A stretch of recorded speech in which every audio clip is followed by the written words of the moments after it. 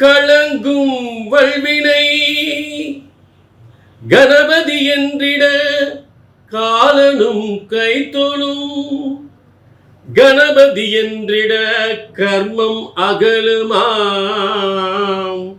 கணபதி என்றிட கவலை தீருமே. கோடான கோடி தமிழ் மக்கள் அனைவருக்குமே 18 சித்தர்களும் முனிவர்களும் உருவாக்கிய பிரம்மசக்தி சித்தர்வாக்கு ஜோதிடர் கோடான கோடி நமஸ்காரங்களை உங்களுக்கு தெரிவித்துக் கொள்கிறேன். எல்லாரும் எப்படி இருக்கீங்க? நிச்சயமாக சீரும் சிறப்புமுடன் சகல யோகங்களும் சகல செல்வங்களும் சகல ஐஸ்வர்யங்களும் பெற்று சிறந்த உயர்ந்த வாழ்க்கை வாழ வேண்டும். இப்ப உலகத்தில் ஒவ்வொருவருக்கும் ஒவ்வொரு விதமான யோகங்கள் உருவாக்கப்படுகின்றது. நீங்கள் உங்கள் வாழ்க்கையில் எப்படிப்பட்ட யோகங்களை இதுவரை அனுபவித்திருக்கிறீர்கள்? உங்கள் வாழ்க்கையில் இதுவரை ஏற்பட்ட யோகங்கள் என்ன? என்னென்ன யோகங்கள், என்னென்ன பாதகங்கள் அப்படின்னு உங்ககிட்ட கேட்டோம்னா, அதுக்கு உதாரணமா கடகராசிக்காரவங்க என்ன சொல்றாங்க அப்படின்னா, எத்தனை வேதனைங்க, எத்தனை வேதனை, கண்ணில் தண்ணி தான் வருது நினைச்சு பார்த்தா. எத்தனை வேதனை, எத்தனை சோதனை, அத்தனை வேதனையும் சோதனையை அனுபவிச்சாச்சு. எங்க வாழ்க்கையில் நல்ல நேரமே வரல, எங்களுக்கு என்னைக்கு தான் நல்ல நேரம் வரப்போகுது அப்படின்னு சொல்லக்கூடிய நிலை. அதே கடகராசிக்காரர், ஐயா 4 வீடு கட்டியிருக்கேன், 4 வீடு கட்டியிருக்கேன், ஒரு கல்யாண மண்டபம் கட்டியிருக்கேன், சமூகத்தில் எனக்கு ஒரு பதவி கொடுத்துருக்காங்க, என் வியாபாரம் நல்லா ஓடுது, சூப்பராக இருக்கு அப்படின்னு அதே கடகராசிக்காரர் சொல்லக்கூடிய ஒரு விஷயம். இதெல்லாம் என்னுடைய அனுபவத்தில் பார்த்த விஷயங்கள். அப்ப ஒரே கடகராசிக்கு, ஒரு கடகராசிக்கு இத்தனை துன்பங்கள், இத்தனை சூழல், கடனுக்கு மேலே கடன். இன்னொரு கடகராசிக்கு, அதே கடகராசிக்கு இன்னொரு கடகராசிக்கு சொத்துக்கு மேல சொத்து சேருது, காசுக்கு மேல காசு பணம் கொட்டுது. இது எல்லாம் பிரம்மனுடைய தல விதி, ஒவ்வொருவருக்கும் எழுதப்பட்ட தல விதி. எல்லாம் பிரம்மன் எழுதப்பட்ட தல விதி என்பது மாற்று கருத்தே கிடையாது. புரிஞ்சுட்டீங்களா? இப்ப காலச்சக்கர கிரகங்கள், ஒவ்வொருவருக்கும் காலச்சக்கர கிரகங்கள் அந்த கால புருஷ தத்துவப்படி அந்த கட்டத்திற்கு உரிய அந்தந்த கட்டத்திற்குரிய காரியங்களை அந்த கட்டத்தில் இருந்து அந்தந்த ஜாதகருக்கு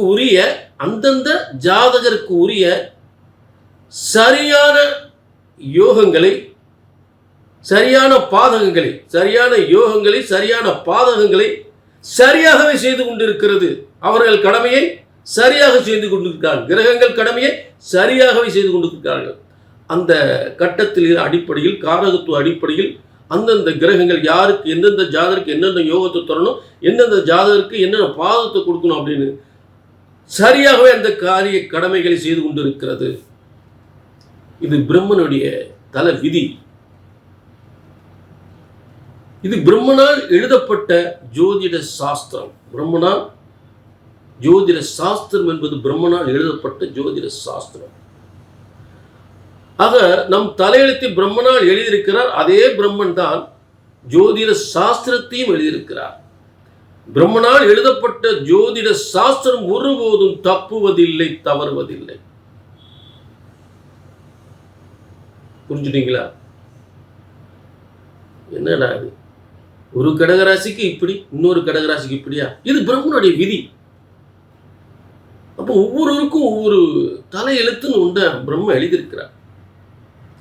அதை நீங்க எல்லாரும் புரிஞ்சுக்கணும். அத்தனை பேருக்கும் சொல்லப்படுகின்ற பொதுவான பலன். இப்ப நான் கொஞ்ச நேரத்துக்கு முன்னாடி சொன்னேன், ஒரு கடகராசிக்கு இப்படி, இன்னொரு கடகராசிக்கு இப்படி. அப்போ உங்களுக்குன்னு ஒரு தலையெழுத்தை எழுதியிருப்பார். அதை தெரிஞ்சுக்கணும் அப்படின்னா கீழே நம்பர் இருக்கு. ஒரு அப்பாயின்மெண்ட் வாங்கிக்கோங்க. நேரம் ஒதுக்குங்க. நேரத்தை ஒதுக்குங்க. ஒரு அப்பாயின்மெண்ட் வாங்கிக்கோங்க. காலம் ஓடிக்கிட்டே போகுது. காலச்சக்கரத்துல நாமளும் என்னென்னவோ மனசுல சுமந்துட்டு அப்படியே உருண்டுகிட்டே இருக்கோம். மனசு உருண்டுகிட்டே இருக்கு. மனசு பல குழப்பத்துல, வேதனையில, இது எப்போ நடக்குமோ, அது எப்போ நடக்குமோ, இது ஏன் இப்படி நடக்குது, இப்படி இது ஏன் இப்படி போகுது, அவன் ஏன் இப்படி இருக்கான், நம்ம குடும்பத்துக்கு ஏன் இப்படி நடக்குது, இப்படியெல்லாம் பல வேதனைகள் சோதனைகள்ல நம்ம மனசுல சுமந்துட்டே அலையிறோம். வேதனைப்படாதீங்க. கீழே நம்பரை நோட் பண்ணுங்க. ஒரு அப்பாயின்மெண்ட் வாங்குங்க. உங்கள் வாழ்க்கையில் தெளிவுபடுத்திக் கொள்ளுங்க. சரிங்களா?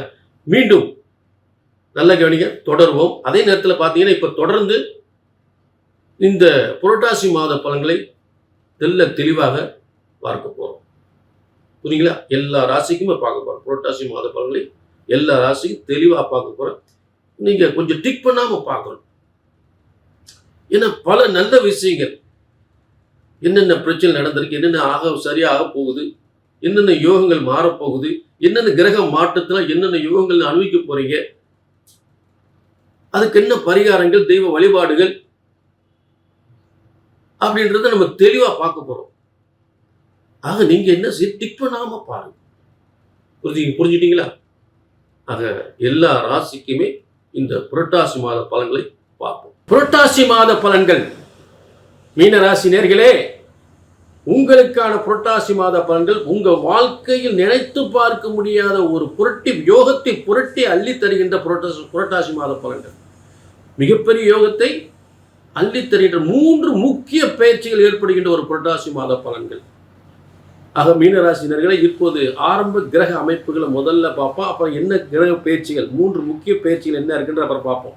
முதல்ல ஆரம்ப கிரக அமைப்புகள். மீனத்திற்கு 4ஆம் இடத்தில் குரு பகவான், அதே நேரத்தில் மீனத்திற்கு 6ஆம் இடத்தில் சுக்கிரன் கேது, மீனத்திற்கு 7ஆம் இடத்தில் சூரியன் புதன், 8ஆம் இடத்தில் செவ்வாய், 12ஆம் இடத்தில் சனி ராகு. இதுதான் ஆரம்ப கிரக அமைப்புகள். இப்ப ஆரம்ப கிரக அமைப்புகள்ல மீனராசிக்கு 1-10க்குரிய மீனராசிக்குரிய 10ஆம் இடத்துக்குரிய குரு பகவானும் அவருடைய சுய நட்சத்திரத்தில் இருக்கார்.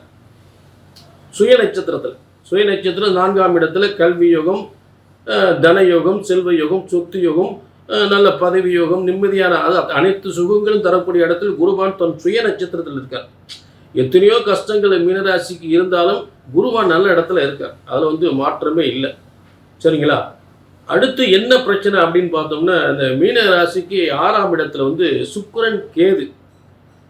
சுக்கிரன் கேது இருப்பது என்ன செய்யுன்னு கேட்டீங்கன்னா, உங்களுக்கு தேவையில்லாத ஒரு 3-8க்குரியவனாகி சில பொருளாதார பிரச்சனைகள், அதாவது தேவையில்லாத பொருளாதார கடன் பிரச்சனைகள், எதையாவது உங்களுக்கு தேவையில்லை ஏற்கனவே வாங்கியிருந்தாலும் அது சம்பந்தமாக வீண் வழக்குகள், பிரச்சனைகள், இல்லை சுகவீனங்கள், பெண்களுக்கு சுகவீனங்கள் இதெல்லாம் ஏற்படுறதுக்கு, சில வம்பு வழக்குகள் ஏற்படுறதுக்கு வாய்ப்புகளை கொடுக்கும். ஏன்னா சுக்கிரன் கேது சம்பந்தப்பட்டால் ஏதாவது உடல் உபாதை பிரச்சனைகளை கொடுக்கும். ஏன்னா இப்போ சுக்கிரன் கேது சேர்ந்து 12ஆம் இடத்த பிறகு வைத்திய செலவில் ஏதாவது உடல் உபாதை வைத்திய செலவு கொடுக்கறதுக்கு வாய்ப்புகளை கொடுக்கும். 6ஆம் இடத்துலேருந்து ரணம், ரோகம், துன்பம். அப்போ அந்த இடத்துல கொடுக்கும்போது நீங்கள் கண்டிப்பாக ஒரு பெருமாளை துளசி மாலை இட்டு வழிபட்டுக் கொள்வது, அருகம்புல் சாத்தி விநாயகனை வழிபடுவது, சிவ ஆலயத்திலும் வில்வ மாலை இட்டு சிவ ஆலயத்தில் வழிபட்டுக் கொள்வது, இந்த 3 வழிபாட்டை செய்து கொள்ள வேண்டும். ஏனென்றால் இருக்கக்கூடியது, அதாவது சிம்ம ராசியில் இந்த கிரகம் இருக்கும் பொழுது இந்த 3 வழிபாடு செய்து கொள்ள வேண்டியது. சரி, அடுத்து நல்லா கவனிங்க. இந்த சூரியன் புதன், அதாவது சப்தமஸ்தானத்தில், அதாவது ஒரு 7ஆம் இடத்துல ஒரு உச்சம் பெற்ற கிரகம் இருந்தால், அதாவது புதன் கன்னியில் ஆட்சி உச்சம் சூரியனோட சேர்ந்து, அப்போ தொழில் வெற்றிகள், கூட்டு தொழில் வெற்றிகள், கணவன் மனைவி வாழ்க்கை இருவரும் சேர்ந்து செய்யக்கூடிய தொழில்கள், கூட்டு தொழில்கள், நல்ல பதவி யோகங்கள், தொழில் யோகங்கள், முன்னேற்றங்கள், அரசியல் சம்பந்தப்பட்ட வெற்றிகள் அனைத்தும் சிறப்பு பெறுகின்ற இடத்தில் சூரியனும் புதனும் இருக்கக்கூடிய, சூரியன் எப்பயுமே உங்களுக்கு வியாபாரத்தை சிறப்பாக நடத்தக்கூடியவர்.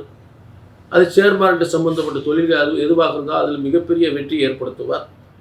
கணவன் மனைவி வாழ்க்கையில் ஏற்பட்ட பிரச்சனையை தீர்க்கக்கூடிய 7ஆம் இடத்தில் ஒரு கிரகம் வலிமை அடைந்து கணவன் மனைவியால் ஏற்பட்ட பிரச்சனைகள் கண்டிப்பாக தீரும்.